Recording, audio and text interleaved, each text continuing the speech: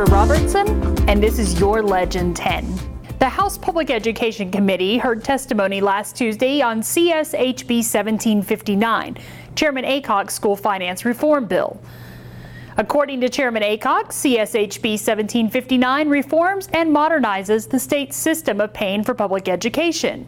His proposed changes include the basic allotment being set to $5,888, an increase of $848 over the current level, or roughly 16.8%.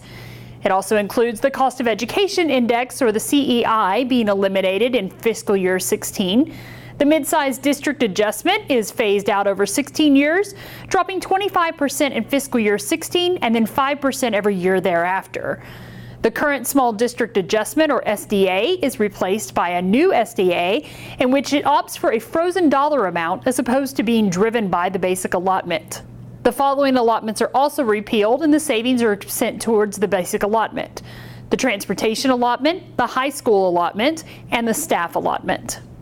A provision is also added to the bill for all districts with compressed tax rates, or CTRs, below $1 to trade the extra Tier 2 Level 2 copper pennies for additional Tier 1 pennies.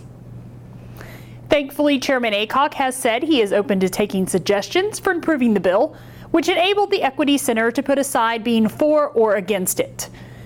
During testimony, Dr. Wayne Pierce discussed some of the CSHB 1759 changes that do move us in the right direction. These changes included adding $3 billion above enrollment growth, significantly raising the basic allotment, rolling the high school allotment into the basic allotment, finally ending the 22-year-old wealth hold harmless, and maintaining the September 1st, 2017 repeal date for target revenue and ASETAR hold harmless.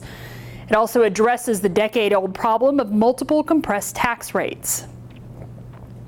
Unfortunately, the bill in its current form does not improve equity.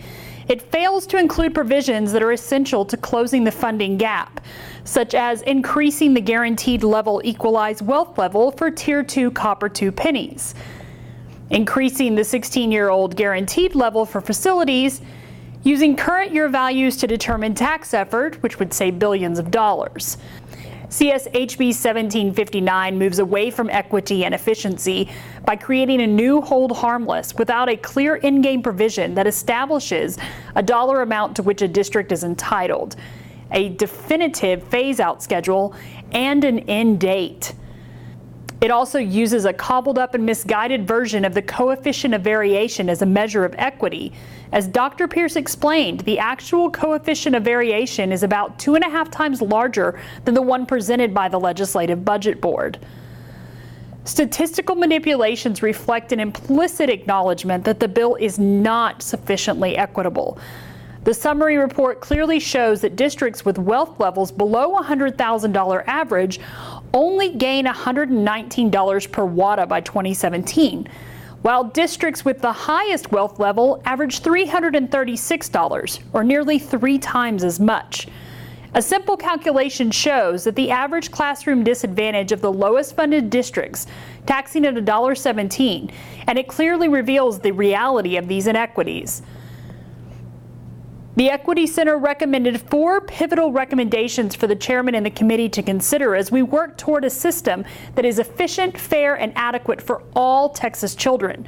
These recommendations included using current year values instead of prior year, and using the savings to increase the basic allotment and to set appropriate guaranteed levels.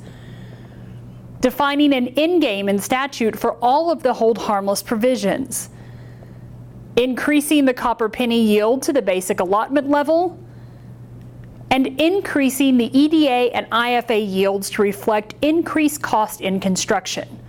Chairman Aycock said that the timeline is ongoing, and we will continue to bring you updates. For the latest news, follow us on Twitter @EquityCenter, like us on Facebook, subscribe to our YouTube channel, or for more information, check out our website, www.equitycenter.org.